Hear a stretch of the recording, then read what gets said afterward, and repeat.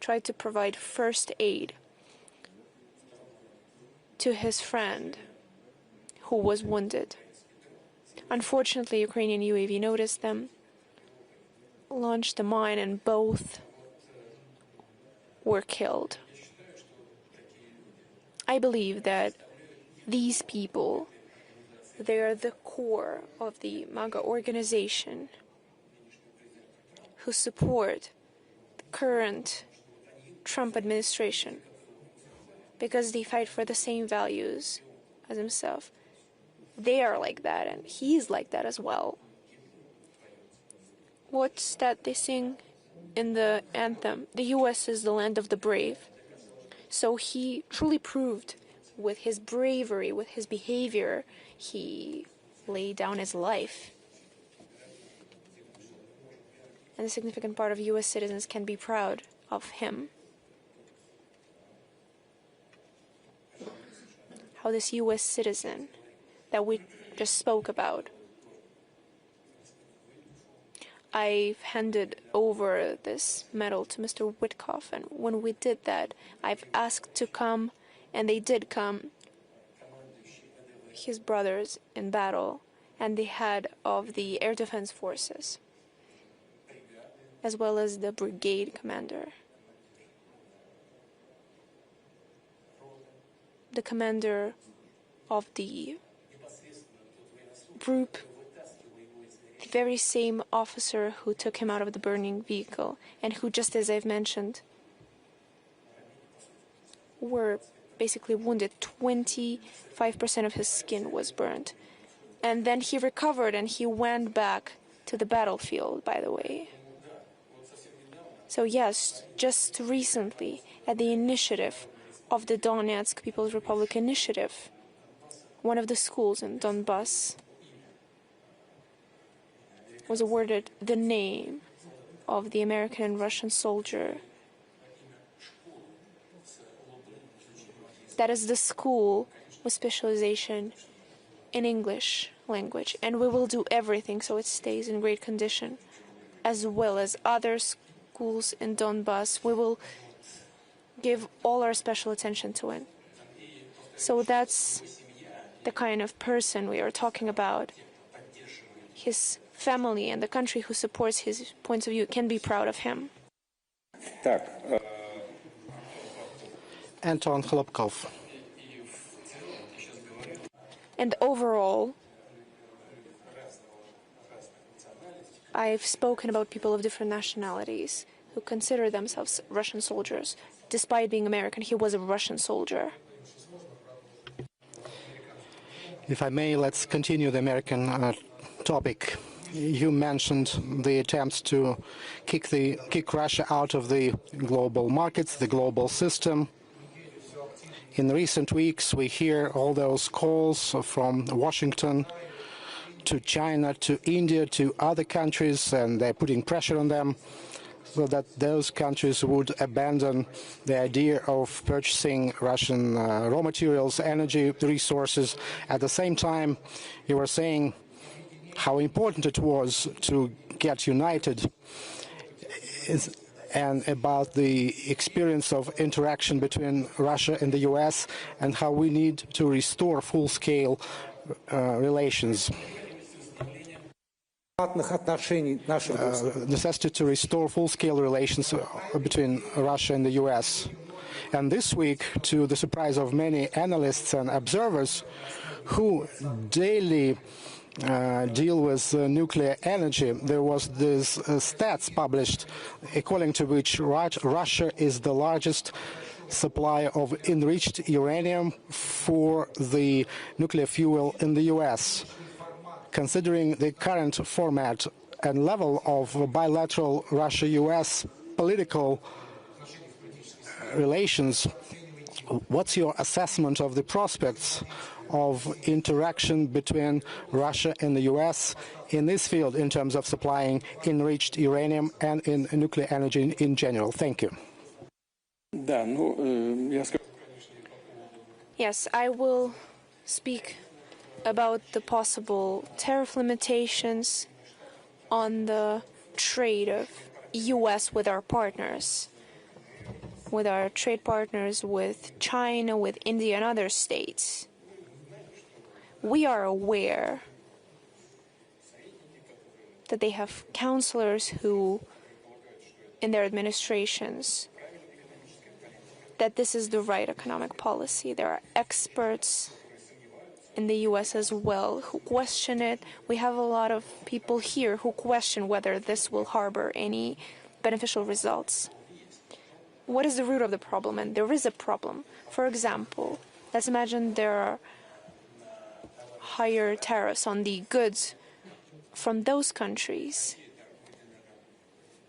that Russia sells energy carriers to, oil and gas. What will this lead to? For example, Chinese goods will be less present, and then prices will go up on these goods on the U.S. market.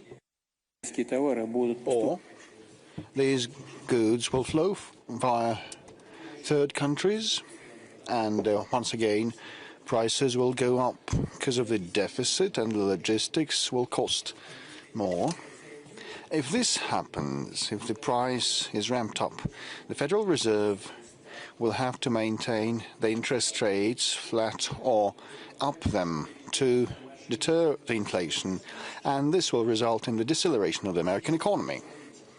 It's not about politics, it's like a pure economic reckoning, and many of our economists believe it's going to happen. Same refers to India and goods manufactured there. It's the same as with China. So for the United States, the benefit is not obvious, and for the countries against which the threat was voiced, like for India, if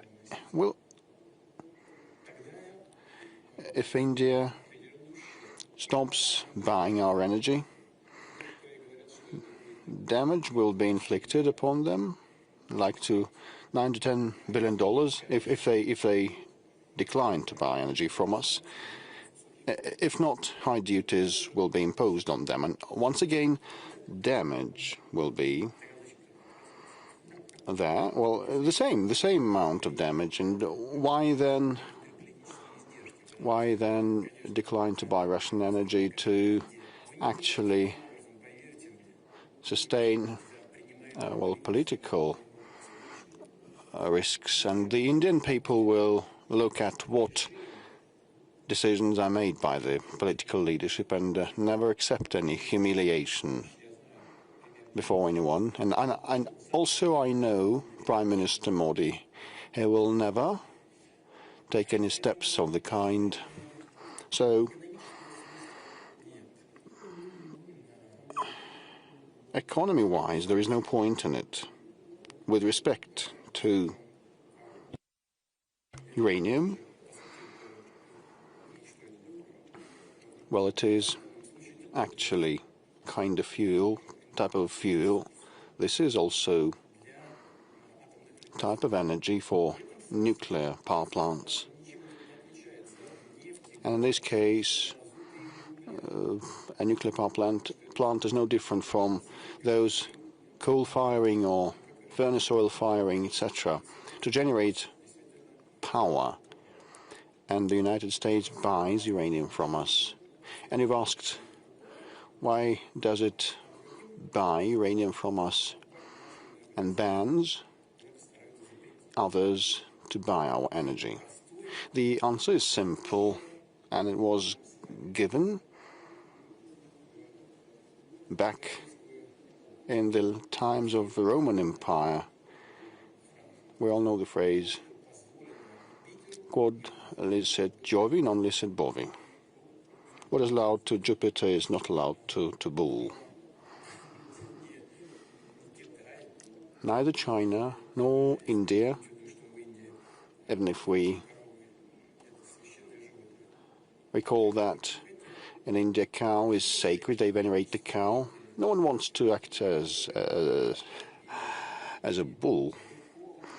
However, in Europe, many of the politicians want to act as a bull, or A goat or a ram will not point fingers, but this is not about China. It's not the case of India or China or any other major powers or mid-sized nations who respect themselves and will not allow to be humiliated. Well, as regards trading in uranium, this continues, and the United States is the number one, I think, power in terms of nuclear generation. I don't remember the exact number. Probably they have 54 power plants, NPPs. But in the overall energy mix, it accounts for 18.7% only. I mean the nuclear power. We produce and generate less.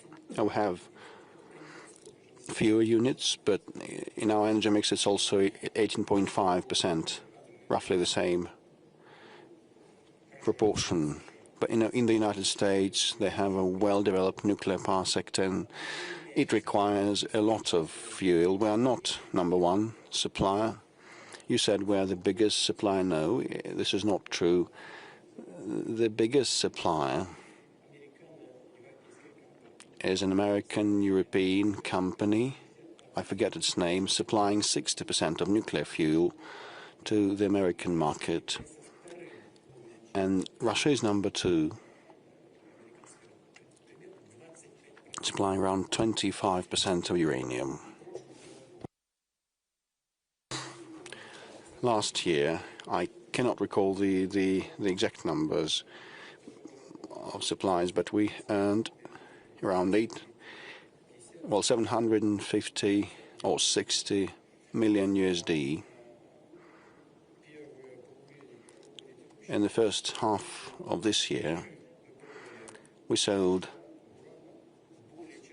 uranium worth more than $800 million to the United States. So more than $800 million worth of uranium, and as a result of the year, it's going to be 1.2 billion, more or less. So we can figure how much is going to be next year. Now we have had the backlog of orders to the tune of around 800 million. So the work is ongoing. And, well, they do that because, it's the cost-effective option for them, and they're right in doing so, and we are ready to be a reliable supplier. I took note that for the next Valdai Discussion Club, we need a session dedicated to livestock, about rams, sheep. Well, this is a very important matter. Yes, don't hesitate.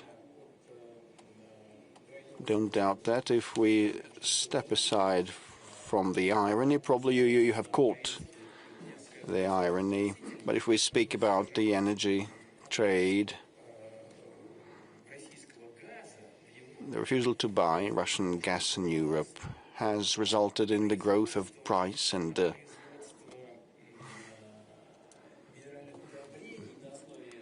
the gas-based fertilizers production has become non-profitable in Europe, and the enterprises closed down, and the price of the fertilizers has gone up, and that impacted the agriculture, and the food prices have gone up also, which reduced the living standards in Europe. This is why people take to the streets.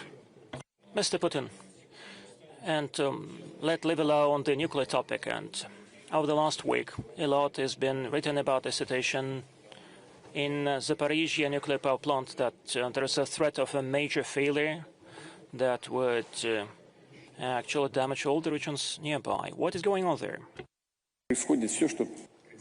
Well, all the things that have been happening keep happening. The Ukrainian militants try to impact the surroundings of the NPP. Thank goodness they haven't got the nerve to impact the station itself. There were some strikes against the training center. Several days ago, just shortly before Grossi came to visit us, there was an artillery strike impacting the power transmission towers, and now the feed in with is provided with the help of generators, and so these transmission lines should be brought in order, should be repaired, and they're within the reach of the Ukrainian artillery. This is the difficulty, and this artillery keeps pounding, and our repair brigades cannot approach this site, and they keep telling everyone that we've been doing that, not them. And Mr. Grossi visited that, and the staff members of IAEA keep silent. They're shy of what has been happening, but they're not blind. They see what has been happening. Do we strike ourselves? This is nonsense. This is a very dangerous game, actually. And on that side, people should be aware that if they keep playing these dangerous games, they still have operating nuclear power plants on their side, and we can reciprocate, respond in kind, let them think it over. Number two,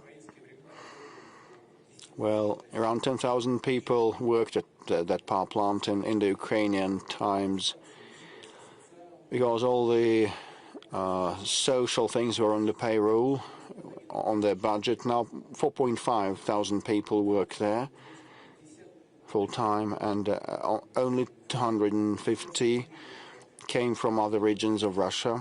All the rest, the bulk, the vast majority, are the staff members that have been there for quite long. Some of the people, some of the workers left, and no one expelled them, and no one detains those who want to live there and work there. And they have accepted the Russian nationality, as well as our colleague has done. And all that is happening and is witnessed by the observers of the IAEA who are present at the power plant. And this is how things are progressing, are happening there, and we try to, well, by and large, this is under control, and we try to provide for the security of the nuclear power plant and the fuel.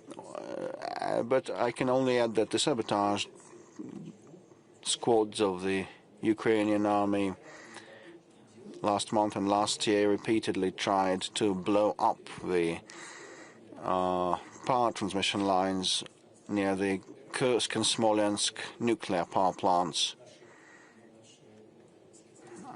trying to, well, our professionals restored power supply quickly, but what has been happening now at the Zaporizhzhia power plant is no different from the activities by those terrorist squads. This is very dangerous. Well, they'd better stop that. I hope this message is brought home to those who are in charge. So Grossi knows what has been happening. Yes, he does, and he knows that. Like a UAV drops a shell, or a shell comes. So do we strike ourselves from the Ukrainian territory? This is ridiculous. Gabor Stirtan, over to you.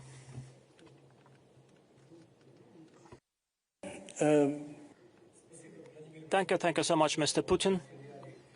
Thank you for sharing with us your Russian view and your personal view about the world, about the future world order and the current world order. I'm from Hungary, from the country that today very often is being said black sheep of Europe.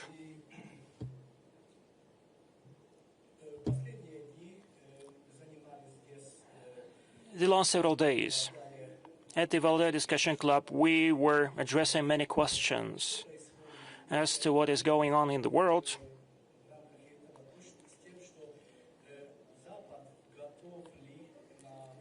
We discussed it whether the West is prepared for such a rearrangement or restructuring, and what place it can take in the nascent world order. And by the way, we were speaking about the deplorable state of the European Union, or Europe. I think, and many in Hungary share that point of view, and they ask what would happen to the European Union, because it is not clear whether the EU would stay, would remain, or will it collapse. Its future is not clear. Many believe that the last nails into the coffin of the EU would be driven by the integration of Ukraine. What do you think? Do you share that point of view that the EU now is in deep crisis? What is your attitude towards that situation? And speaking about whether Ukraine is going to accede to the European Union, recently you said that Russia is not against that. Many do not understand that. I understand that once Ukraine is accepted as a member of the EU, then the EU would become weaker, and a weak EU is beneficial for many. But if Europe is too weak, it would pose a risk, it would pose a threat for the Eurasian space. Second, the EU lately looks very much like NATO. If we look at how we treat the Ukrainian crisis, it becomes very clear. My point is that so the European Union fist in that fight would be Ukraine, it would be its ram, and once it becomes the member of the European Union, it would threaten Russia. What is your take on that? Well, first of all, the European Union originally, since the founders, and the Commonwealth of Coal and Steel developed as an economic group. I said publicly already, but I will indulge in recalling once again that in 1993, together with the then mayor of St. Petersburg, Mr. Sobchak, I accompanied him, and he had a meeting with the then Chancellor, Federal Chancellor Kohl. And Kohl said if Europe wanted to preserve itself as one of the standalone centers of global civilization, it should act in concert with Europe, and Russia and the EU would be mutually complementary in a most powerful way.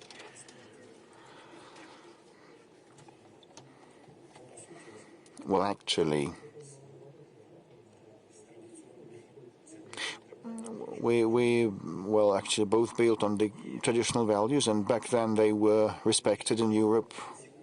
They held in high esteem in Europe, and with respect to today, just it's my general assessment. I have already made myself clear, and I have recalled Pushkin. Well, anyway, this is a very powerful group or alliance with huge potential and with a huge capability.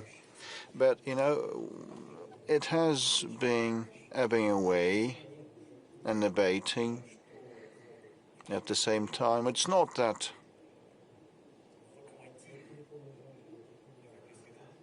the main powerhouse of Europe, Germany, has been stagnating. for a number of years, and it's projected that they will keep stagnating next year. It's not that the French economy has been faced with a great deal of challenges and fiscal deficits and a growing debt burden, but rather it's about the fact that them fundamental things that have to do with the European identity are fizzling out. This is the erosion from within. The uncontrolled migration flows erode them. You know better than me. Europe, whether Europe should be a union of nations or a quasi-state, it's none of our business. It's up to the Europeans to decide, but one way or another, they should have the underpinning values in place. If they disappear, Europe, that we love dearly, also would disappear. We have very many liberal people from the creative and intellectual communities, and these are the West lovers and advocates, and they believe that we should tilt towards the West. But even they have been telling me in private that the Europe that we cherished and loved dearly is gone. I will not call their names. They're very well-known people in this country. These are European intellectuals in the full sense of the word, and they stay half a year in Europe in a year, and the Europe that we loved and cherished is gone, they say. So this is because of the erosion of the underpinning values.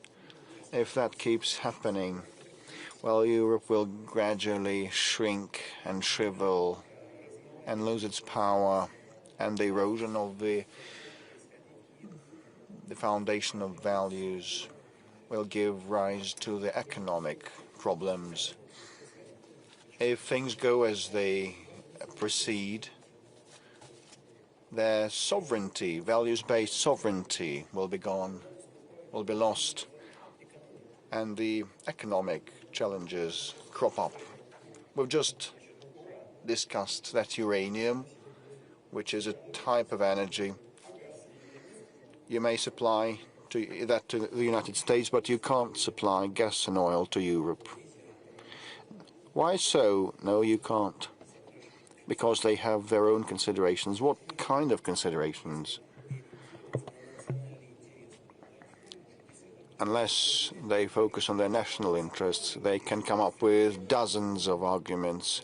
But if they're guided by their own national interests and remain sovereign, they have no grounds. And once the sovereignty is lost, everything will collapse like a house of cards. Currently, some political forces are gaining momentum in Europe that cater to the national interests in France and Germany and Hungary, headed by Viktor Orban, who has been at helm for quite long. So I haven't been following their domestic political developments, but I'll bet the majority of the Hungarians want to remain Hungarians and will support Orban. Otherwise, they'll support von der Leyen if they don't want to remain Hungarians. So if the forces that I've mentioned in Europe have been gathering pace, Europe will be revived, but that depends not on us but on Europe. Mr. President, you know, these days, off the shores of France, an oil-filling tanker was seized. They have demonstrated their sovereignty. So sooner or later, that is related to Russia, although the flag is different. This is piracy, filibusterism. Well, the tanker has been seized in neutral waters without any grounds.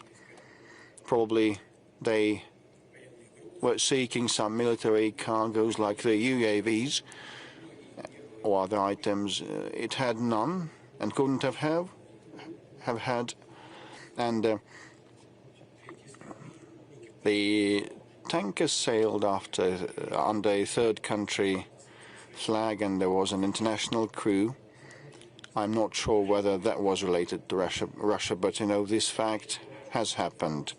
And what is that? And is that important for France? Well, it is, depending. Well, given the very, very difficult domestic political situation, and the French political leadership can, in no other way, distract the attention of the people from the challenges that are hard to resolve inside the Republic. So this is why they want to pass the buck and move the focus to the borderline and egg on different countries like Russia and provoke us so that we act actively and tell the French people, join me and close ranks around me. I'll lead you to victory like Napoleon. But actually, this is the gist of it.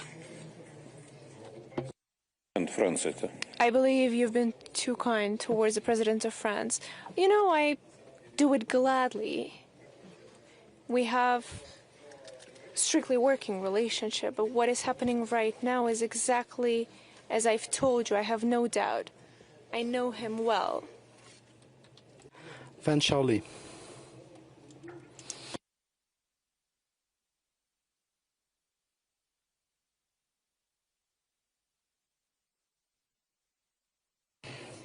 From the Center of Russian Studies in Shanghai. Mr. President, I'm really glad to see you once again. I totally agree with you, with your point of view. We need to get back to classical diplomatic approaches. It's time. But in recent month and a half, you successfully finished two important official visits. First of all, Russian-American summit in Alaska, and the second one was with the SEO and then the military parade in Beijing. So let me ask you this. What are the specific results of those summits? And what's the importance of those visits? Is there any connections there? Are there any results that would help us to improve the international situation? Thank you. First of all, you've started with a visit to the United States, to Alaska. We haven't discussed with Mr. Trump of any kind of bilateral matters. We've only spoken about the means and ways of resolving the Ukrainian crisis. I believe overall it's a great result, and the President Trump, we've known each other for a long time. And of course he likes to speak, and everyone sees it. But it's also the kind of person who can truly listen, who can hear what you're saying. He responds to what you're saying. So he's quite a comfortable person to speak to. And us attempting to search and find possible ways of resolving the Ukrainian crisis is quite significant. And that was the first point. The second point, even though we've just breached it attemptively, it's the U.S. and Russian relations that are not at a dead end, but it's at quite an early stage. And the very fact of our meeting, of this visit, and I'm very grateful to the President for organizing it, I believe it's all signs that lead to the restoration of bilateral relations, and that is great for us in the bilateral scope, but for the international community as a whole. And now approaching my visit to China, when we've spoken with my friend, I believe that the President of China is my dear friend. We have established very friendly, trustworthy relations. He told me that himself, that we in China, and he didn't say that for the whole world to hear, he said that to me personally, that we welcome the reestablishment and restoration of U.S.-Russian relations, and we will try to assist it in any way possible. But of course, my visit to the Chinese People's Republic was wider in a scope, because together we've celebrated the end of the Second World War. The result of this joint fight of Russia and China. Russia, first of all, on the track of combating Nazism, and then, of course, together combating the Japanese militarism, have contributed significantly. I've already mentioned it. Just look at the colossal sacrifices that Russia and China have made to the altar of this victory. And secondly, of course, on our side, as well as from China when he came to celebrate the 9th of May, we stay true to this spirit of allyship. So I believe, in this sense, the visit to China was of global, fundamental nature. And of course, this allowed us, on the sidelines of these events, to discuss the world situation, to compare our points of view on the development of bilateral relations in the humanitarian, cultural, educational areas. For next year and forward, we've decided to announce the years of education. And that speaks for the fact that we want to work. We work and we will continue to work with the youth. This is the future outlook. That is why this visit was so important. And some initiatives of the Chinese president on the global governance, they align with our ideas of Eurasian security, to compare our notes, because this was truly of global nature, not just bilateral nature. So I highly assess the results of that visit. And I believe this was another important step forward in the development of our relations. Mr. President, you are the first leader in the world who called Trump a comfortable person to talk to. You see, I speak from the heart. As I've already mentioned, of course he likes using big words and speaking point blank and just directly tackling the issue. But he's, as I've already mentioned, protecting his national interests as he sees fit. But sometimes it's easier to hear a direct approach, to understand, instead of ambiguous phrasings.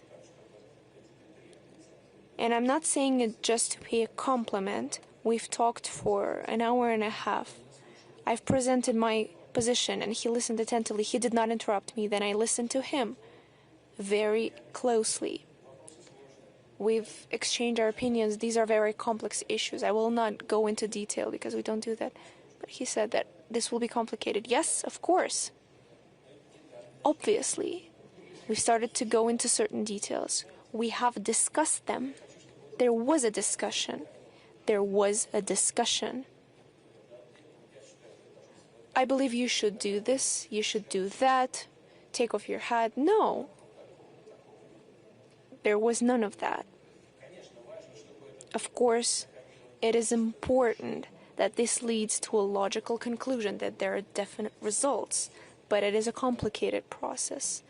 And I say that constantly, that it's important to reach a balance of interests, to reach a consensus.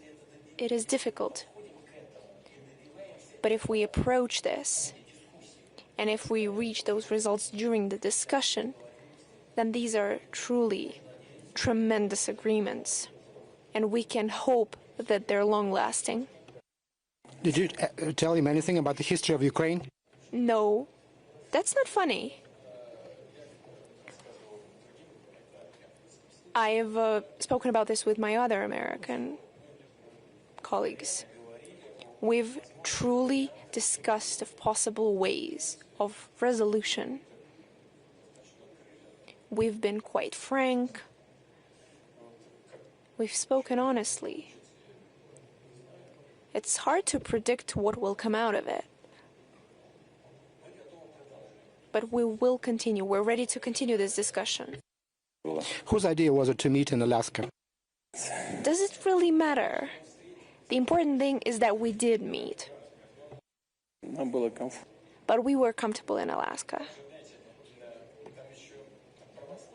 You see, they still have Orthodox presence there. They have Orthodox churches.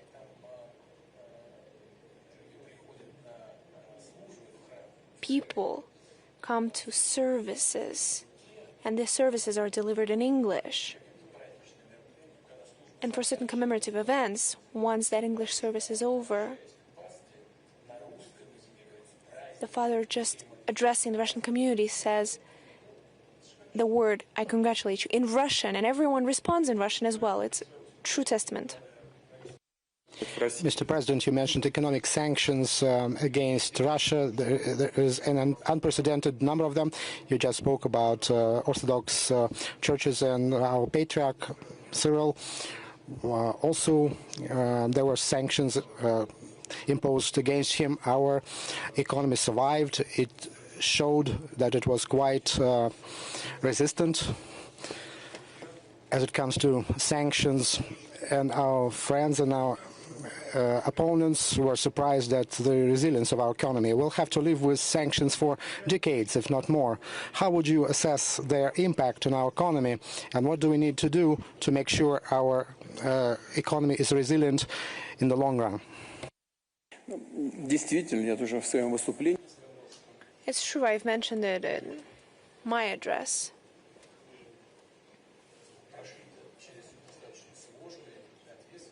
That our path hasn't been an easy way. It has been a responsible one. We've tried to raise the level of our independence and sovereignty, of economic sovereignty, financial sovereignty.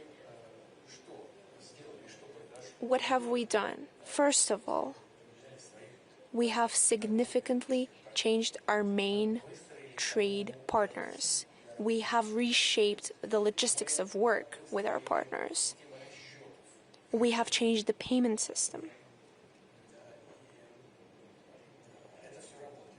And all of this is functioning. But in today's world, it's not enough. We have to pay more attention to solving other issues, and first and foremost is the further diversification of our economy. It has to be modernized. It has to use more high technology. We have to restructurize the work market, how to pay all of these workers. We have to use more high technology. We have to raise the effectiveness of that work. And it means that higher salaries paid to higher qualified personnel. But we also have to pay more attention to those who earn less, because people who earn less, who earn more, they spend more money on domestic products, which means the growth for our local markets. Of course, we can reinforce our financial system. And here it's important to achieve two results. First of all, we need to continue reinforce our macroeconomic stability, lowering the inflation. But at the same time, we need to preserve the positive speed of economic growth. We've achieved 4.3%, which is much larger than international figures.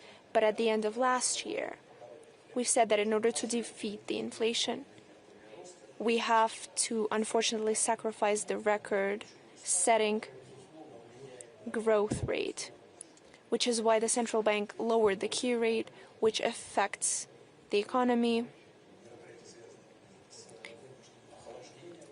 We will conduct the events that have to do with the forced freezing of the economy, but we will sacrifice this growth in order to restore the macroeconomic figures so that the economy stays healthy as a whole. So there are a lot of government-made decisions about the taxation, about the added value, and it's important not to allow for the shade economy to take over. So these are the key goals in short term. Those are just fundamental points. As for our economy, our relatively small external debt and relatively low budget deficit. This year it was 2.6. Next year we plan for 1.6. At the same time, the debt load is, the state debt is lower than 20%, which allows us to assume that even if the added value will raise, which of course will affect the economic growth, and we understand that because all the taxation affects the economy, but this will also allow us to find a better balance for the central bank when it comes to dealing with economic issues with key rate, but also for the government when it comes to expenditure budget, when they set their own parameters, creating conditions for further development. So all of this in complex allows us, first of all, to assume that we have come a long and winding road, but at the same time gives us reassurance that not only have we passed this stage, but we have enough reason and enough means to continue moving forward. Alexander Kuch.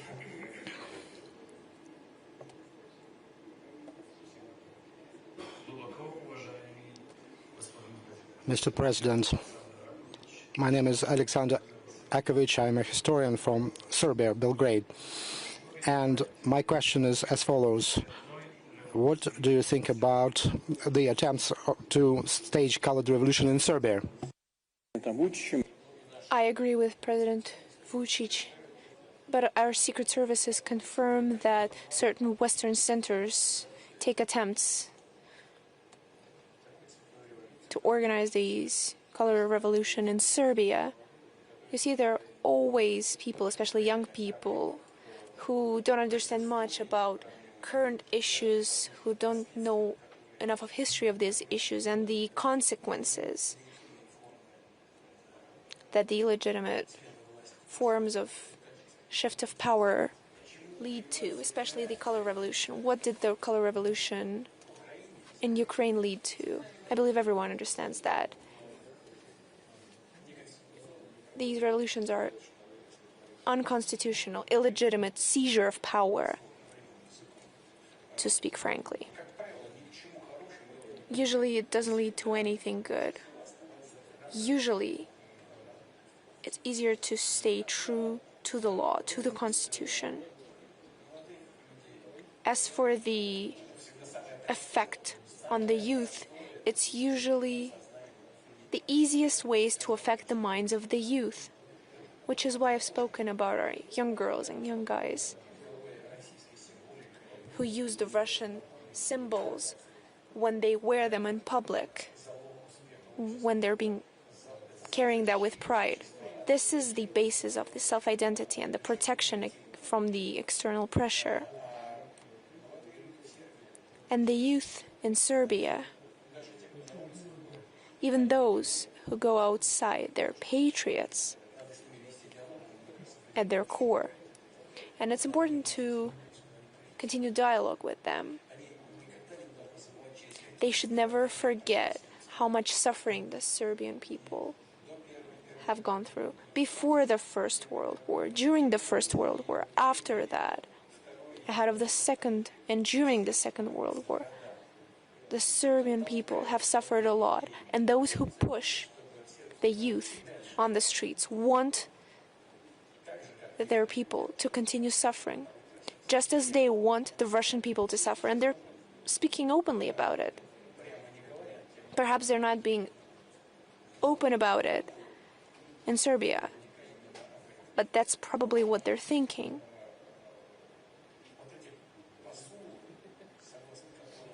So all these messages that you will go forward, you will dethrone someone, and they say that everything will be okay. Nobody ever says what kind of okay that is. How will it be? What the price for that will be? They stay silent about those things. And usually it leads to the reversed result, to the exact opposite of what people expect. But I believe if you conduct a proper dialogue with these young people, you can find common ground with them. Because first and foremost, they're patriots, and they should understand what's better for their country. All these revolutionary changes, or gradual changes with their participation. But that's not our matter. That is the internal affair of Serbia. Do you have good relationship with President Vučić now? There are some complaints about Serbian colleagues. I have good relations with everyone, and with Mr. Vučić as well.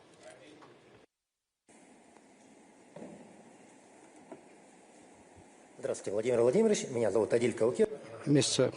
Putin, my name is Adil Kilkenov. I'm a doctoral student of the Beijing University of Language and Culture. Let me go back to your visit to China. There's this big news now that China introduced a visa-free regime for the Russian citizens, and you can see that in Beijing. How do you assess this measure? Is Russia ready for the reciprocal measure for Chinese citizens to come to Russia? As for our responsive steps, I've already mentioned this in Beijing. We will mirror these steps. Just recently I've spoken with our Minister of Foreign Affairs, who said, we've already done it. No, just let me check back on that. So you see, bureaucracy works the same way in every country. So if we haven't done it yet, we will be sure to do it. The announcement on the visa-free entry of Russian citizens into the territory of the Chinese People's Republic was unexpected. It was the initiative of the Chinese president. As for the consequences, I believe they will be nothing but positive, because the basis of interstate relations is created first and foremost on the human level, and the number of people who will visit China with different purposes, for tourism purposes, for scientific research, for educational purposes, will far exceed that we're witnessing today. And of course the same will be in return. First of all, it will apply to tourists who will take a look at Chinese life, and vice versa, Chinese tourists who will get acquainted with life in Russia. I believe these are things of fundamental value. We always welcome them, and we will continue to assist on the track. General Sharma, over here, please. Mr. President, we are keenly looking forward to your visit to India. in December. And my question is, what would be the strategic focus of your visit to India? How will it result into deepening the bilateral relations and also collaboration regionally and internationally?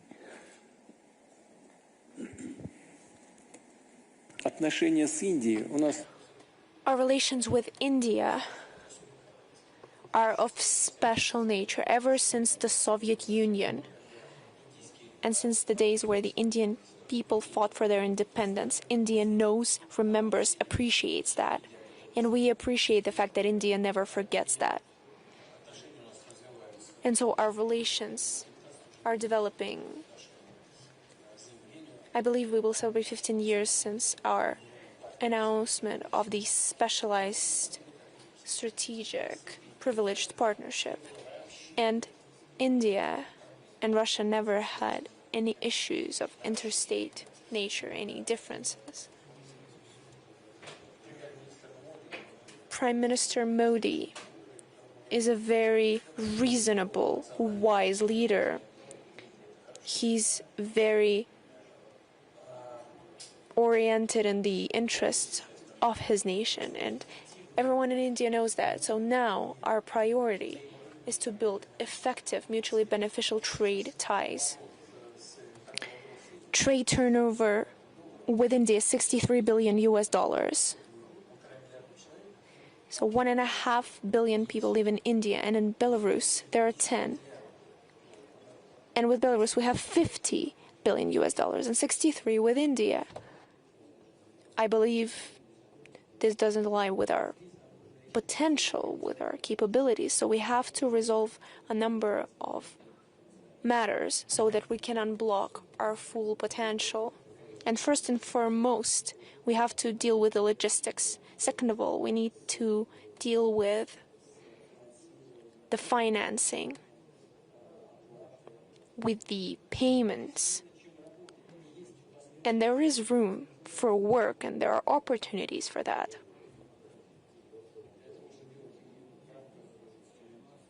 We can do that within the BRICS instruments on bilateral basis, using rupees, using the third country currencies,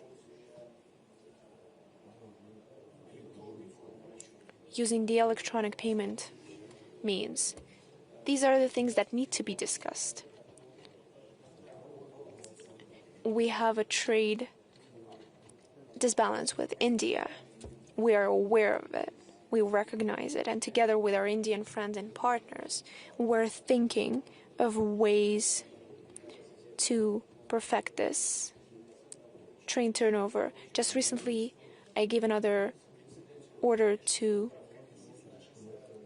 the government, to the co-president of the Intergovernmental Commission, Mr. Manturov, so that together with his colleagues, he could think of the ways to develop these trade and economic ties.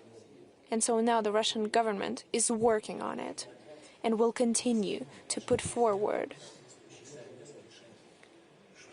subsequent steps to our Indian colleagues. As for political relations, our contacts on the international stage, we usually convert our actions, align them, and we always hear our position, the position of our friends, take it into account, and our ministries of foreign affairs are working closely.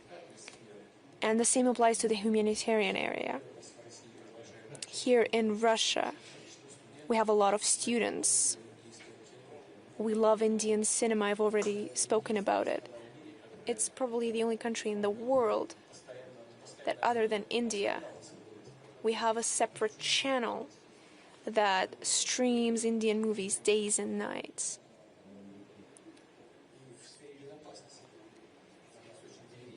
And we also have very trustworthy relations in the security area. Joint production of very modern perspective types of arms, which once again underscores the kind of trust that's been built between our countries. And I also am looking forward to my trip in early December, and I highly await my meeting with my dear friend, with our trustworthy partner, with Prime Minister Modi. Thank you. Anatol Livin over here. Craft in Washington. Thank you very much, Mr. President, for coming to see us. Recently, there has been public discussion in the West of two serious potential escalations. The supply of Tomahawk cruise missiles to Ukraine and the potential seizure of ships with Russian cargoes on the high seas, not just in ports and territorial waters. Could you give us your view of the dangers of this and perhaps say something about how Russia would respond? Thank you.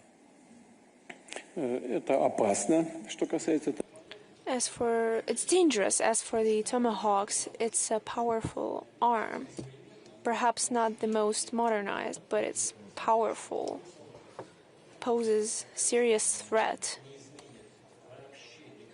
This will not change in any way the balance of powers on the battlefield, the fundamental issues of the armed forces of Ukraine,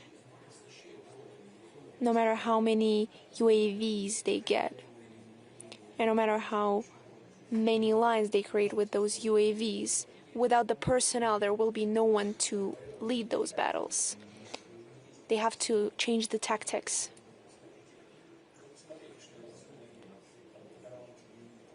Just look at what they're showing on the TV screens about how our troops are moving.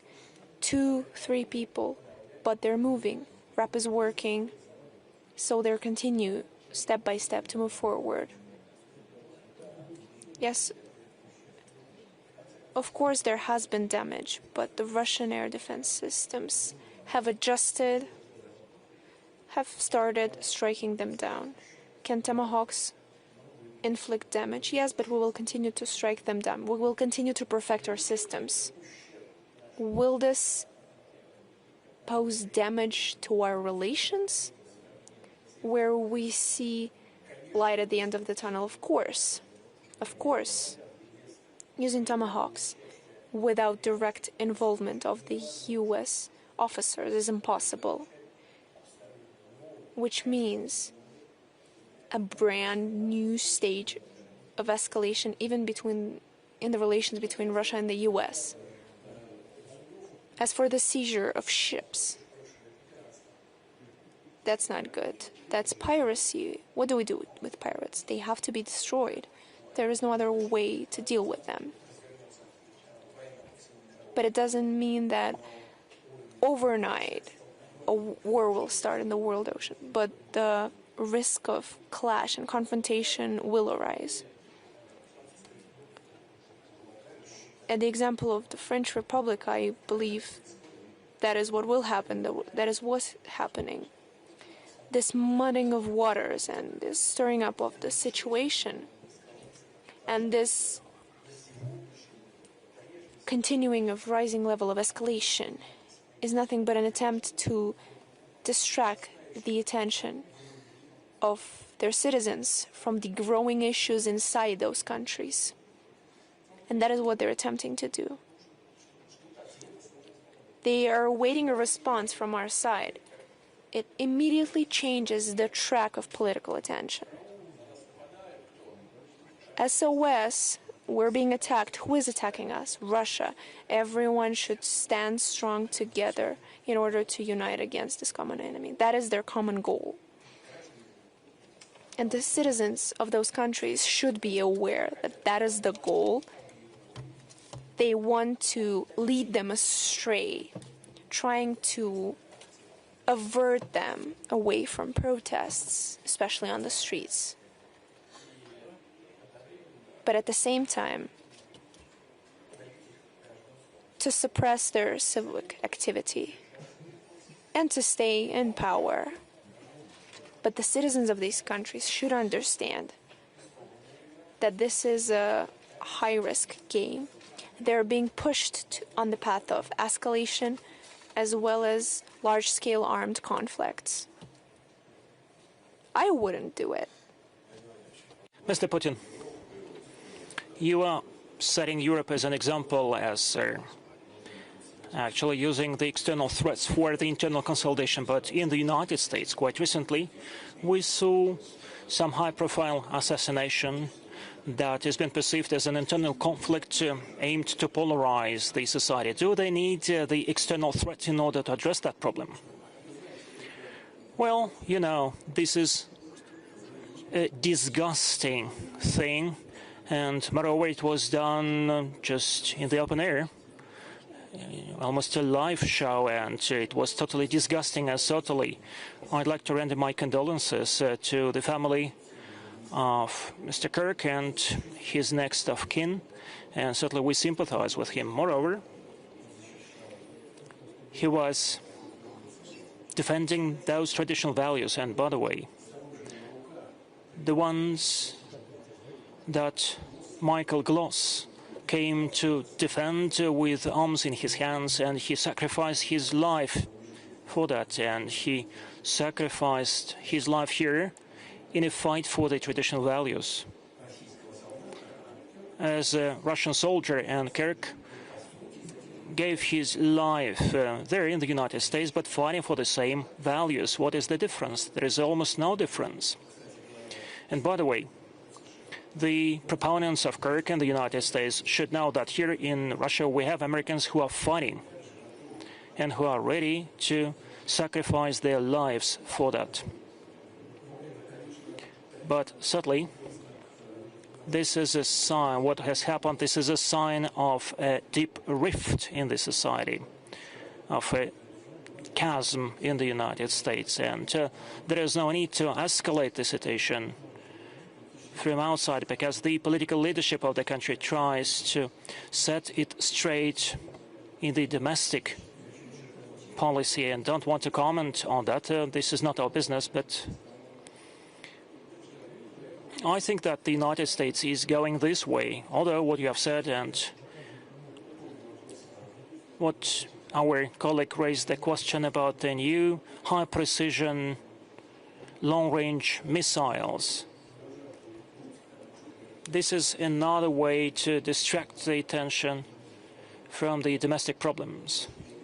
But at least what I see, still the United States leadership, the U.S. administration actually is more inclined to pursue a different policy, focusing more on achieving national development goals the way they understand it. Thank you so much. Glenn Dissent.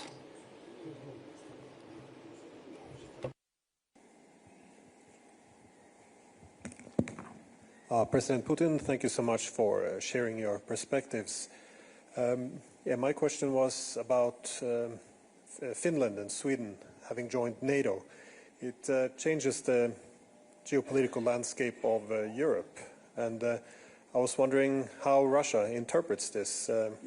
That is, the high north as well as the situation in the Baltic Sea, perhaps specifically on the pressure that Kaliningrad is coming under, and how Russia might respond to this. Thank you.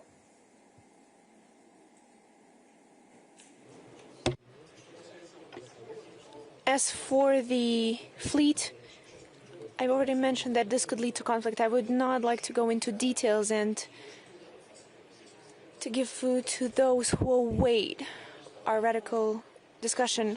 I will say this and that, and then they will start saying that Russia is making threats. We were warning you about this for a long time. And then they will get exactly what they were trying to get, trying to distract the attention from the problems due to the heightened factor of external threat. Of course, we will respond. It's not us who's suspending someone's fleet. Someone is trying to put obstacles on our way. What is the shady fleet? Can anyone speak for what that is exactly? I'm sure that not, because there is no term for that in the international sea law, which means those are unlawful actions, and those who try to do it need to keep that in mind. Secondly, as first for your question, is Sweden and Finland joining NATO? It's nonsense. We had no issues with Sweden or Finland. No issues whatsoever.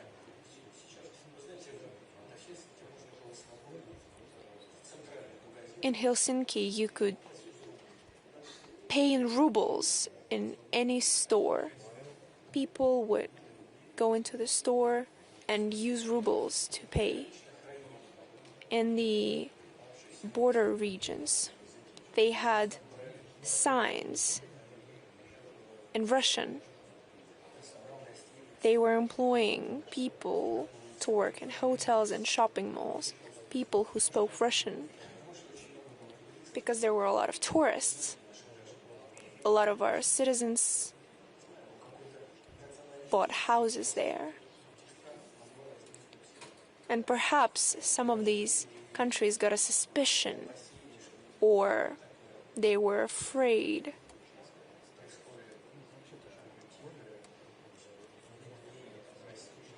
that this silent influence of Russia was taking place. But the world is interdependent.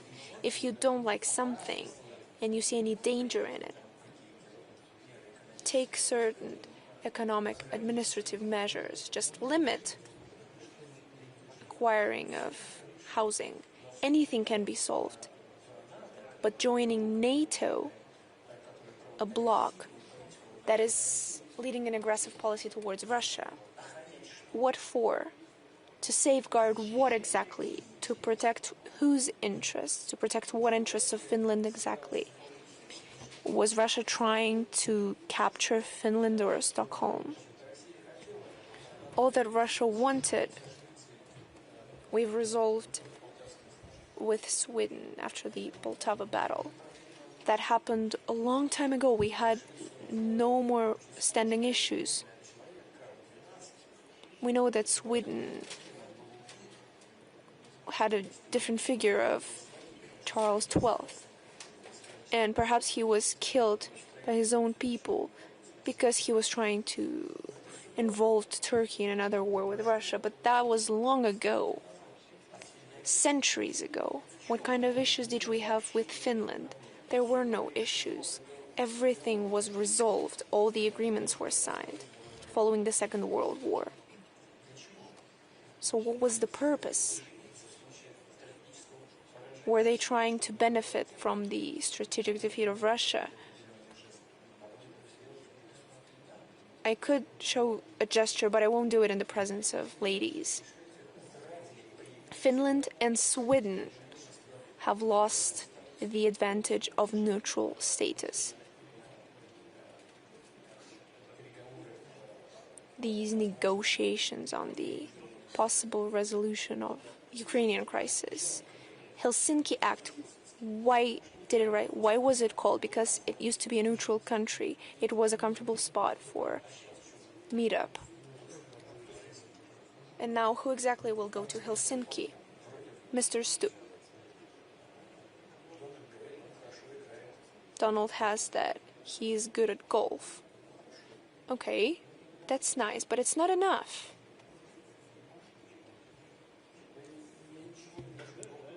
And I don't want to say anything bad. I love sports myself, but it's not enough. Where is the perspective? What is the advantage? Just name one thing. Perhaps the nationalist part of Finland was afraid that Russia was trying to silently intervene, but just introduce some administrative measures. Why not do it? I've always had good friendly relations with former leaders. They've come here, we've discussed any kind of issues, the transport movement. It was comfortable. But you see, apparently Russia is conducting aggressive politics. It attacked Ukraine. How about the fact that a coup d'etat took place in Ukraine? Did you not take that into account? What about since 2014 they've been killing children in Donbass? Is that okay? that tanks and airplanes were used against the civilians in those cities. Everything was documented. Is that acceptable? They just didn't want to analyze that. All they wanted to do was join the clique that wants to profit off of Russia's sake. Former president, when we spoke on the phone, we had friendly relations, we played hockey together numerous times. He said, Norway's in NATO and nothing is happening to them. Well, yes, nothing good is happening to them. We've negotiated with them on the sea matters, normal relations, but now the border between Russia and NATO is growing bigger. We had no armed forces in that part of Russia, but now there will be. Now we have to create separate military areas. Finland said we will not allow the emergence of arms that is dangerous to Russia, especially nuclear arms. Who the hell knows? Who exactly will ask the Finns for their opinion when making those decisions? I don't want to offend anyone, but I know how those decisions is made. Just leave it be, and what will this lead? Did you hit the hole? Now you will respond for that. So let's station the complexes over there. They will be responsible for this and that. What is the point? Now they're mentioning our aircrafts not using transponder over the Baltic Sea. I've noticed when I visited Helsinki that NATO airplanes never used transponders. And then the Finnish president said, well, let's agree that everyone should use them. Russia agrees. What was the NATO country's response? We will not abide by those rules.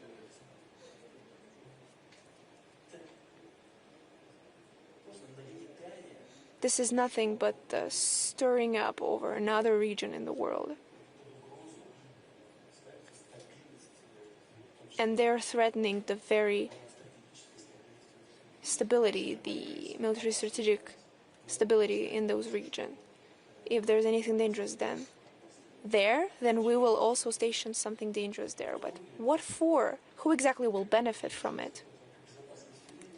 Will Finnish security or Swedish security benefit from it? Not at all.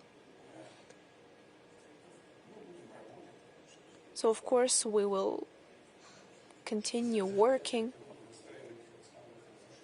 If they want to restore relations, we have no objections. But the situation has changed.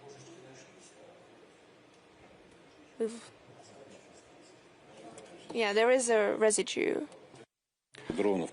Mr. Putin, why are you sending so many drones to Denmark? Don't do that. I promise I won't do it anymore. Not to Denmark, not to France, not to Copenhagen. Where else are they flying? Lisbon.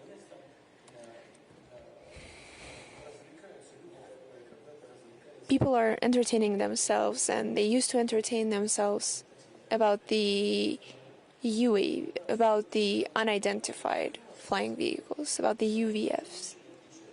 And they have a lot of weirdos. We can watch them every day and they can try and catch them. But if we speak seriously, we don't have UAVs that could reach Lisbon. We have long-range ones. But there are no targets there. That's what matters. But that is another way of stirring up the situation in order to respond to the orders of Washington and to raise their expenditures on defense. Although the European economy their situation is complicated. We've spoken about Germany, France.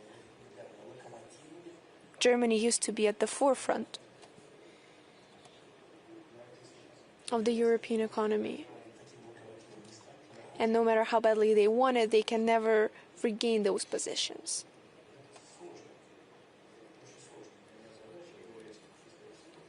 It's, in short term, it's very complicated, and other countries are losing their positions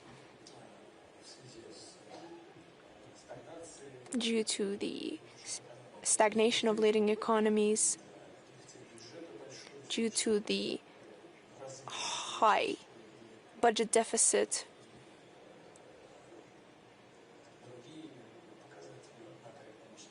and other macroeconomic figures.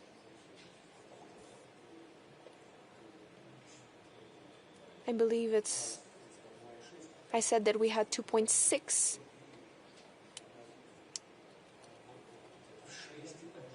Theirs is 4 or 6 times. So in order to distract the attention from these substantive, deep issues, they try to stir up waters. I think that you have scared Portugal, Lisbon, and actually the situation there is very dire. Well, it was a joke. By the way, it was a joke. No, that was not a joke. Then you are warned that's a very frank thing to do. If you're warned, you can consider yourself armed. Allow me, let's be democratic. There is a lady over there in a light blouse, please. Mr. Putin, a few words about the aggression and the global majority. Several times you remembered how BRICS was set up and what is going on there, and what BRICS is trying to achieve. And yet, we hear from our Western colleagues, experts, that BRICS, this is a very aggressive entity. Although we and every country individually, we keep saying that our agenda is positive. And we prove to the opposite by all our actions. But nevertheless, still Kazan has been remembered.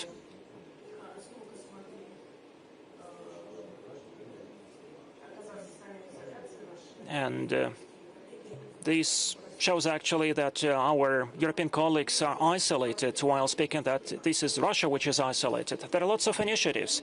I'd like to thank you for your personal support. Last year we launched the Council of BRICS, and that was a great endeavor. How to make sure that BRICS doesn't lose the momentum, that it increases in the size, and we have many more partners joining BRICS. How to make sure that BRICS justifies the hopes of the global majority. Thank you so much.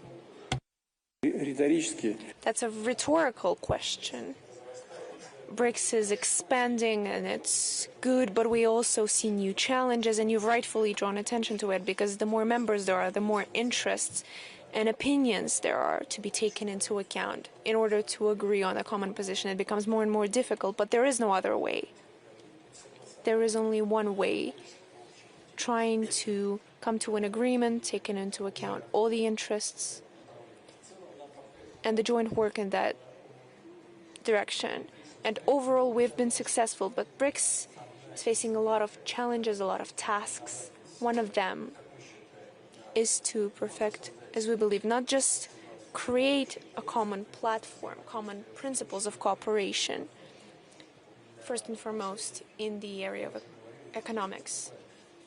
I've already mentioned that even when addressing the Valdái Club, we're not trying to build our politics against someone. The whole BRICS politics is aimed at ourselves, at the BRICS members. We're not trying to lead an anti-dollar campaign. Not at all. We're just not being allowed to pay in dollars. So what do we have to do? What else do we have to do? We're going to do what other countries are trying to do, including the US. Trying to allow for an expansion of electronic commerce, electronic payments. We will continue to develop within BRICS, and we continue to do it already. we try to push forward the idea of new investment platforms, where I believe we can expect success on that track. Because as I've mentioned, if we use modern technologies in the payment systems, we can create very unique system that would operate with minimal risks and with practically no inflation. So we can plan the projects that would be mutually beneficial for all the members of the process. But first and foremost, to those where these projects are implemented, and first and foremost, we would like to do it on the fast-growing markets of Africa, South Asia, and they will grow very fastly. And their growth rates are already fast, and they will only pick up the pace as of today. If we look at the world GDP, BRICS represents 40% of the world GDP.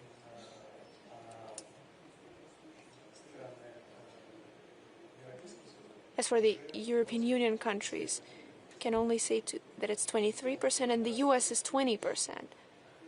And that pace is picking up. So the G7 countries 7 years ago and right now, and this tendency continues. And what do we want to do? We want to join this track of development and together with the major BRICS countries to work on these markets. In Africa, I believe great future awaits them as well. So countries that count 100 million people and more, very rich, South Asia, Southeastern Asia, there are great perspectives of development for humanity. And their countries will strive for the general level of life of these citizens continues to grow, trying to reach that of the states where it's already high today. So it's inevitably going to be a fight to achieve these results. And we want to join this joint positive work. So what about it is aggressive? I believe it's just a stress-induced reaction to our success, as well as a reaction to the further growth of competitors in the world economic affairs. Please, over there, this Mr. raised his hand. Please. For that very comprehensive presentation, and I think you have answered many of our questions and also cleared doubts. And listening these things from you directly is very, very useful to us, and I want to thank Valdái for giving this this opportunity. You mentioned about your forthcoming visit to India, and you also mentioned some projects and some initiatives that might be taken. But I want to refer to one area, and which is the possibilities of cooperation in high technology, emerging technologies. I believe that there is a need for some special focus and special initiatives to enhance our cooperation, deepen our cooperation in artificial intelligence, cyber, and other areas. So would you be thinking of some special steps, like, for instance, setting up a India-Russia technology fund to promote such cooperation? Because unless there is a impetus at the highest levels, these cooperation will take some time. So that is my first question. My second question is that you have also today also spoken about civilization and culture and its importance. In earlier meetings also here you have emphasized this. If you could kindly elaborate, what is the role of civilization and culture in contemporary international politics? Do you see civilizations as bringing cooperation among civilizations possible and bringing stability? Or do you see there are possibilities of clash of civilizations also, as has been predicted by some other scholars some years ago? Thank you very much.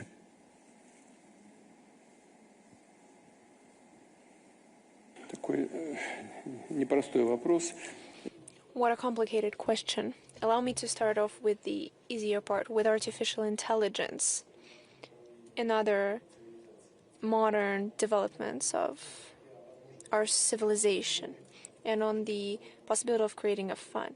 Yes, it is possible. I've already said that I've asked the Russian government and the Vice Prime Minister to think of a proposal to our Indian friends and colleagues as for where we see the most prospective areas of cooperation, how we could fix that disbalance in trade.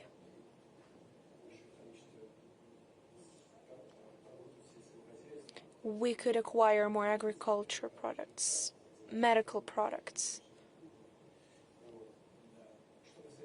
and more could be done on our side. As for the fund and our cooperation with Indian friends, there are certain specifications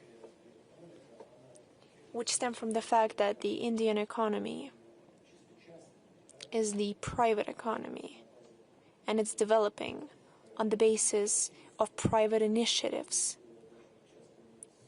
And more often you have to deal not with the state, but directly with the companies. And the state, just like over here, simply regulates these relations. Of course, we need to try on the state level to create conditions for the positive development of relations between the participants of this economic activity, while also working with companies. But the idea in itself is a good one in order to join efforts in the key areas of development, including in the area of developing and using artificial intelligence. We have certain workings that we can pride ourselves for. We have companies that are showing great results, and here joining our efforts is especially important and is looking very promising. Thank you so much for the idea. So the kind of task that I set for the government, I will also readjust it a little bit.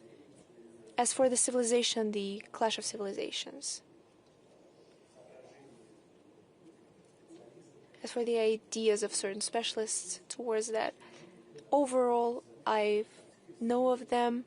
I believe that there is an American research specialist who specializes in the issues of the future civilizations, that ideological differences take a step back, and instead, to the surface, there are substantial, fundamental bases of the civilization. And the contradictions that used to exist between the states on the ideological basis, they could now be of civilizational nature. So it's no longer a clash of ideology or a clash of states on the ideological basis, but a clash and confrontation of states due to the civilizational specifications. If you can read, you take a look at it, you read what's been written, there is a certain point to it, but recently I also try to analyze what I've read.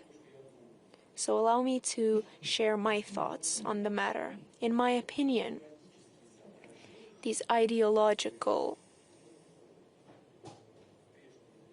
positions that in the former decades were at the forefront, it was a veil.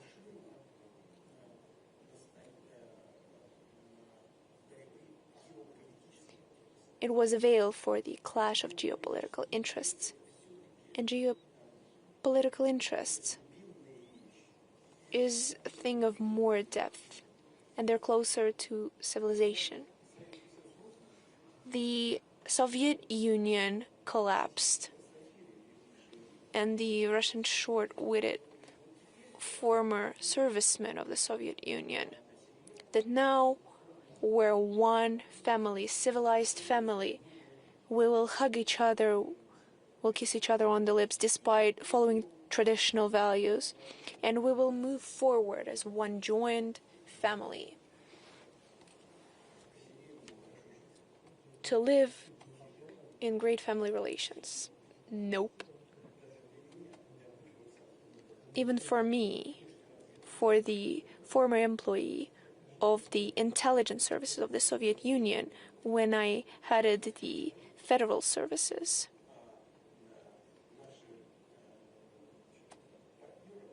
our partners, as I used to say, support separatism, support terrorists and Al-Qaeda in Northern Caucasus. And when I told them, "What are you doing? Have you gone mad?" This is all our people. Give us a large barrel of honey and let's just take swings together from it. But no.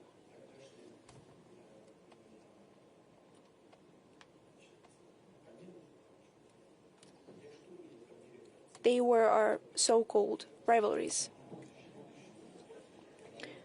I was the future director, and back in the day, George Bush introduced me to the secret papers in the presence of the CIA director, and he said, "Mr. President, you've taken note of these documents, top secret, please sign here, this is how it works here." Okay, I signed for those documents.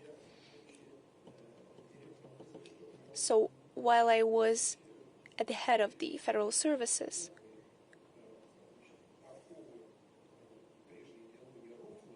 now that the former shackles of ideology have crumbled, what did I see?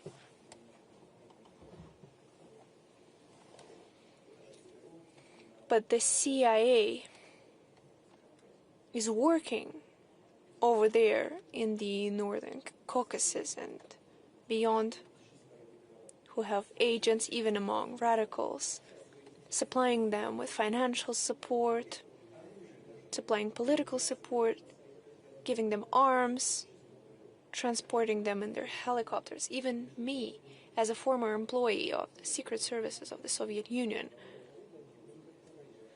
even I, who have climbed up so high in the ranks, I was taken aback. That was the geopolitical struggle. They had no care in the world for ideological clashes.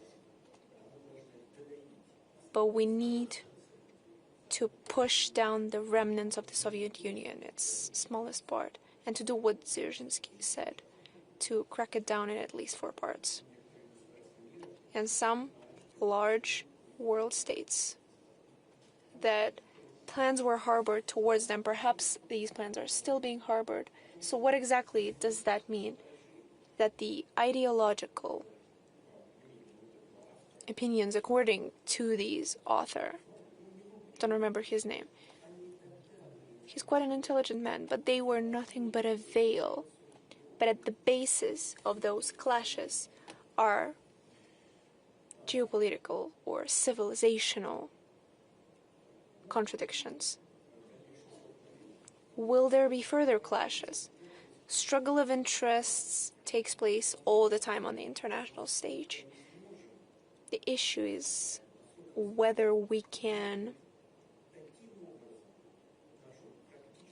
shape our practical work in such a way, and I've already mentioned it, so that we can find consensus between one another, to find the balance of interests. We have great respect for ancient cultures and civilizations, to Indian civilization, Buddhists, the Chinese civilization, the Arab civilization,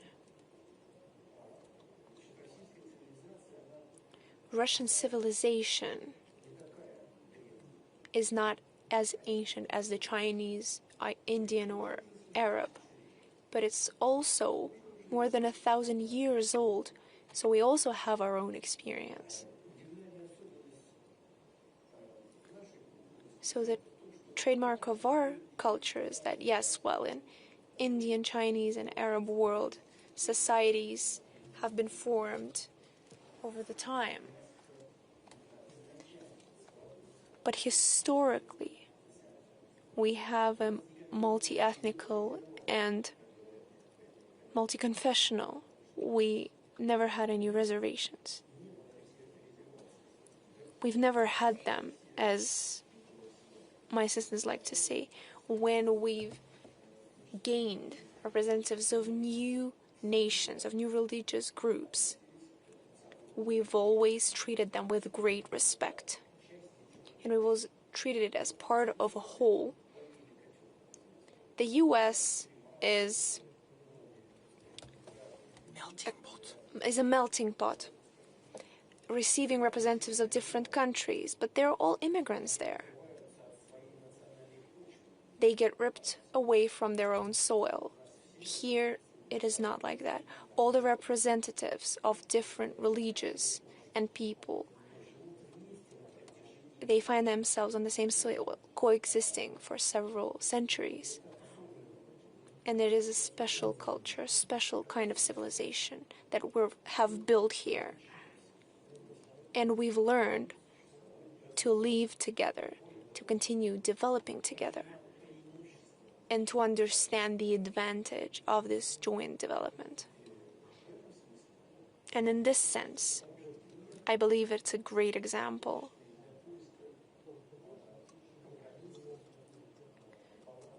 to find compromises and trying to establish balance between other civilizations as well. So yes, of course, contradictions may arise, they're inevitable. But if we stand strong and follow the path that Russia followed while trying to form a united nation, then we can always find a way out of any problems. Oh, so we're working for 3.5 hours. Probably we have to wrap up. I'm afraid the audience might hate me. We were on this side. Let's move over to this side, please.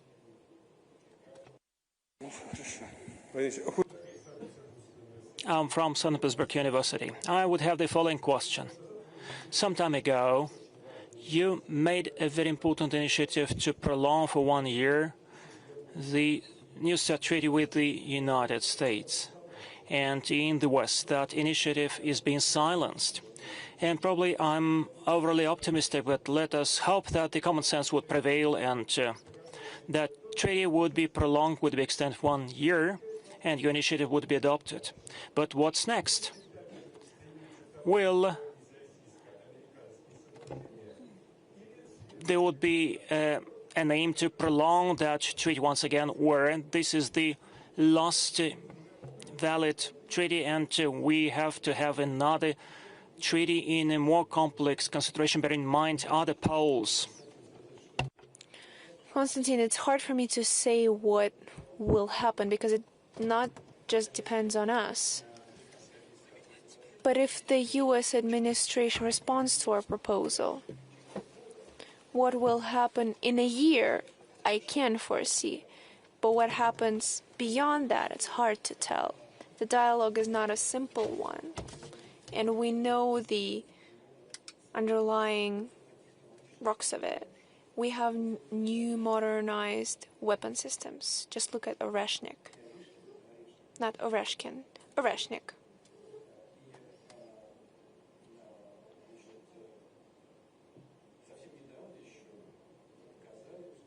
Just quite recently, we've shown that these types of arms are not strategic.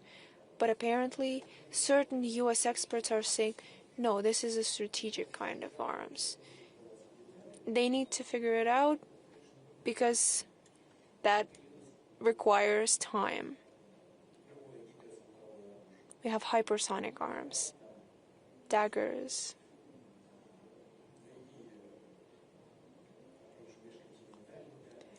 And the intercontinental range arms avant-garde. we could get new systems. We haven't forgotten anything from what we've planned. The work goes on. There will be results. That is the first part. The second part is the tactic nuclear arms. They mentioned strategic, but the tactical, it's a lot more powerful than what the US dropped on Japan, on Hiroshima and Nagasaki. This is a lot more powerful. It's tactical. Of course, there are still underlying issues here. We're not placing it anywhere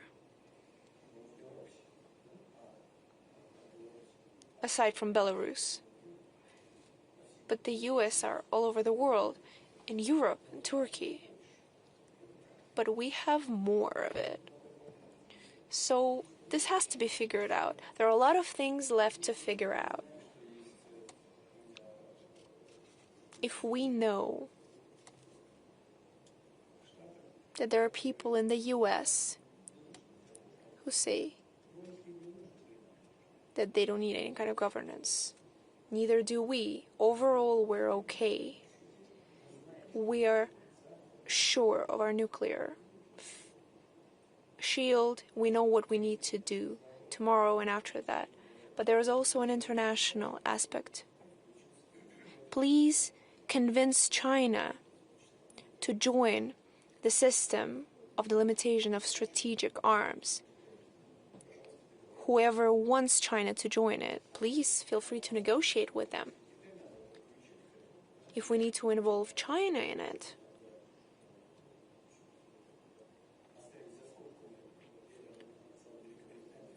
why are we leaving the French and the UK nuclear potential behind? They're the NATO members, by the way. They want to provide their nuclear umbrella for the whole Europe. So there are a lot of complicated details that need a detailed look. If they want to maintain their status quo for a year, we're ready and we're willing. If not, okay. We have a parity, so the US have more submarines, but the nuclear charge on those submarines is more or less the same. They have more nuclear submarines, we have less of those of strategic importance. We have more targeted. And they also play a serious role in the overall score. We have also the rocket troops of strategic importance. And everyone understands who they are. So we're okay in the sense that our modernized level is higher than any other nuclear country in the world. And we have put a lot of work in it. It was intensive. So the level of modernity is especially high. We have strategic troops. We're ready to take a pause, to take a break, together with our US colleagues, to work in that area, if there is any sense to that. If it's unnecessary, then no. But that is, when it comes to deterrence, the strategic. What about nuclear tests? Is it time? We know that someone is ready for these nuclear tests, and if they're ready to do it, we will follow suit. Please.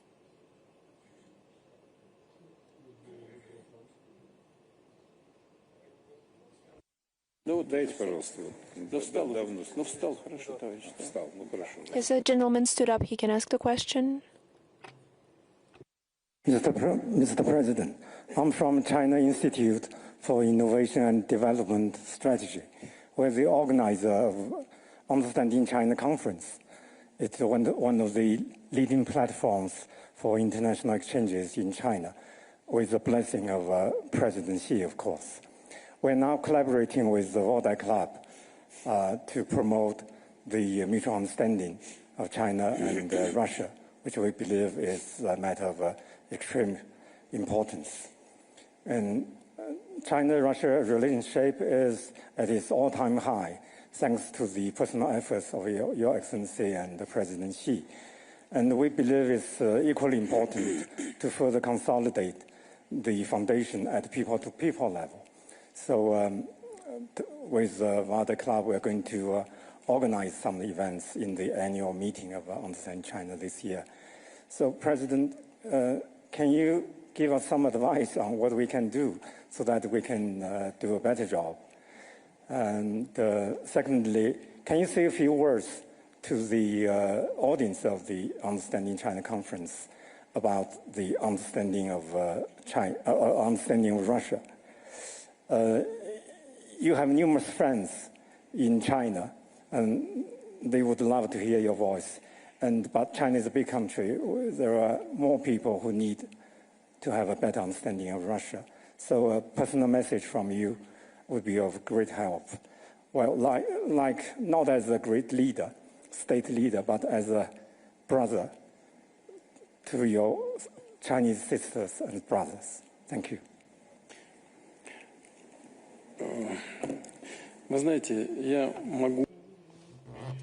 You see, I can only say to my Chinese brothers and sisters that we're on the right track. We need to stay true to it. We need to cherish the relations that we have built between us and do everything in our power, no matter where we are, no matter how high in power we are, or maybe we're just working on the factories, cinema or in theater or in a higher educational establishment, to reinforce this cooperation. It is of the highest importance, both for the Chinese and the Russian people. And I would like to thank you for everything you've done so far and to wish you all the success. On our part, me personally, I'm sure the Chinese president will do everything to support you on that way. We need the floor, give the floor to Mr. Al-Faraj, because they took the mic from him, and then we'll wrap up.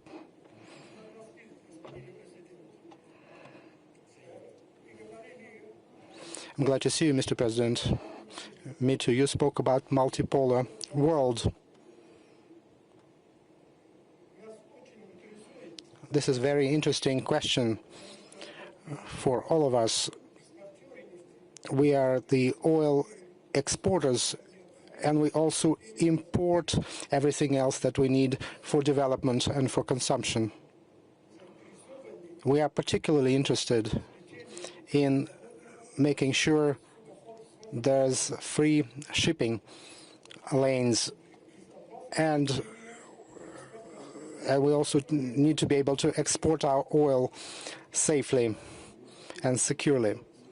Mr. President, this multipolar world in the future, can it ensure shipping is free and safe, and also in terms of energy supply for the entire world, considering the case with Nord Stream, so that it does not happen again?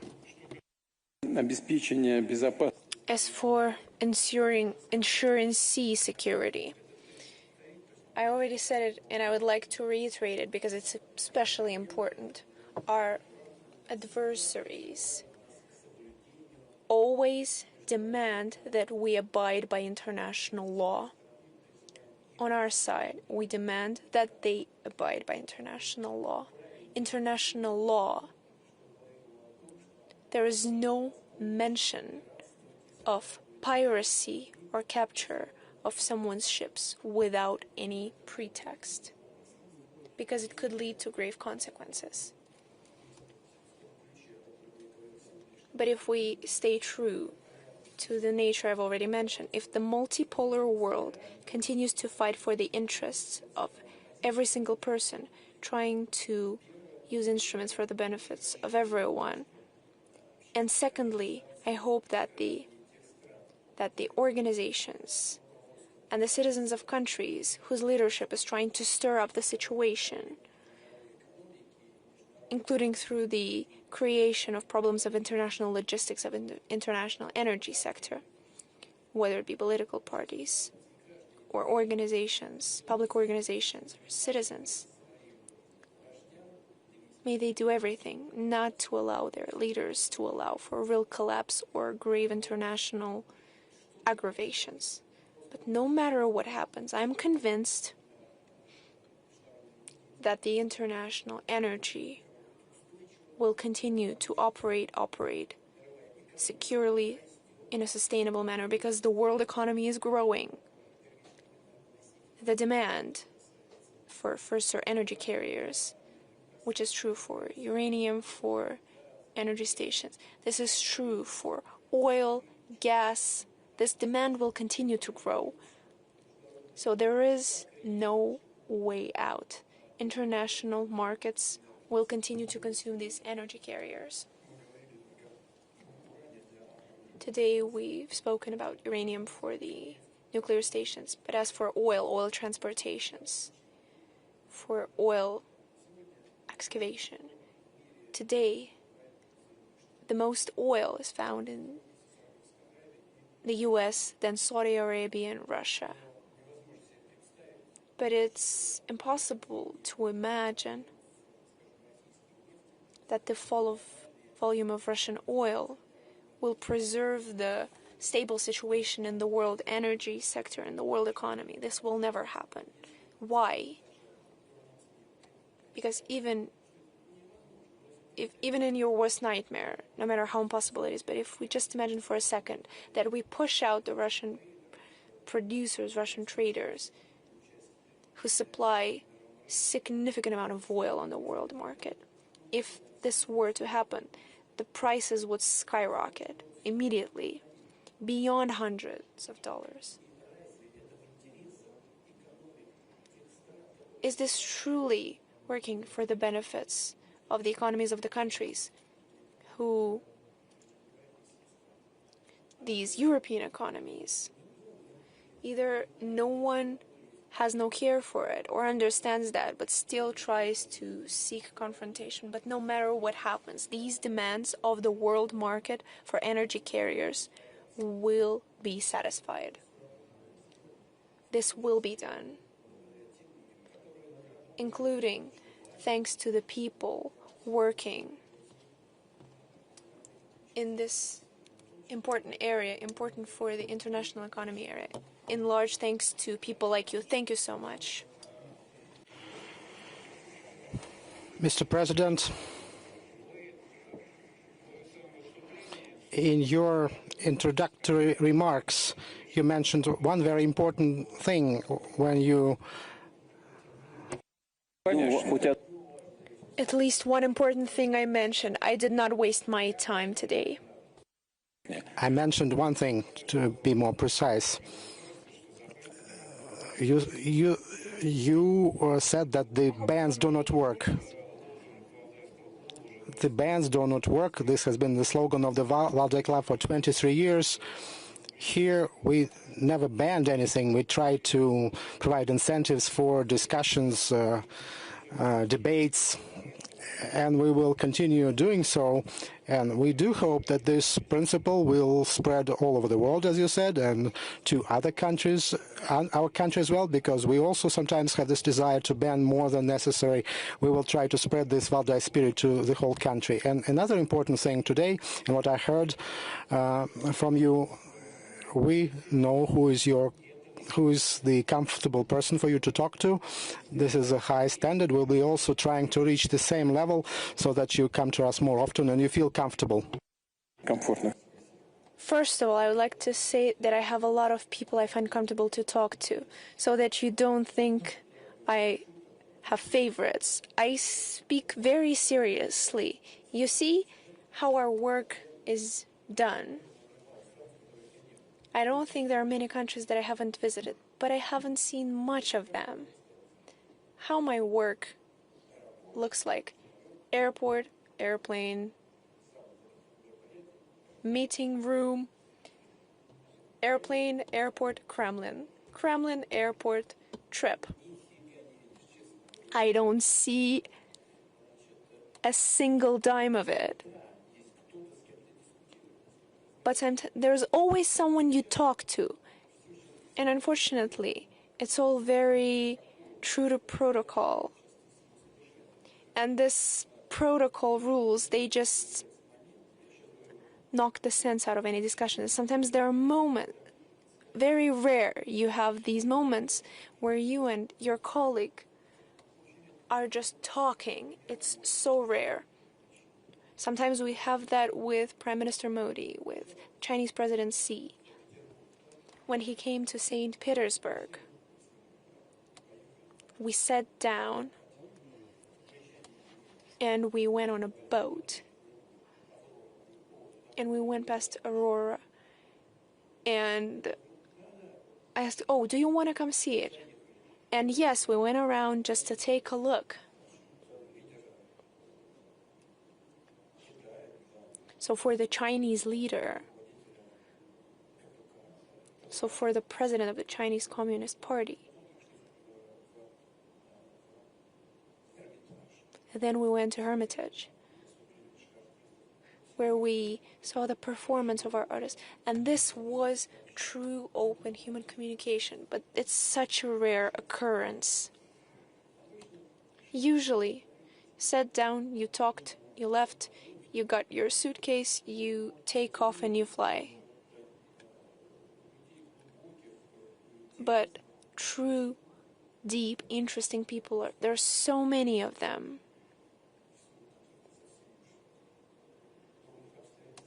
But due to truly unfortunate circumstances, they don't always find themselves in the position of power. So these are people who have struggled a lot, who have gone through a lot of tests. I now have an upcoming visit to Tajikistan, where the Commonwealth of Independent States are meeting. I will meet with the president of Tajikistan. And in the post-Soviet states, there are a lot of interests of one another. And just as an example, after the seizure of power by radical Islamists, the current president of Tajikistan, Mr. Narahman, entered the capital of his country, Dushanbe, with an arm in his hands.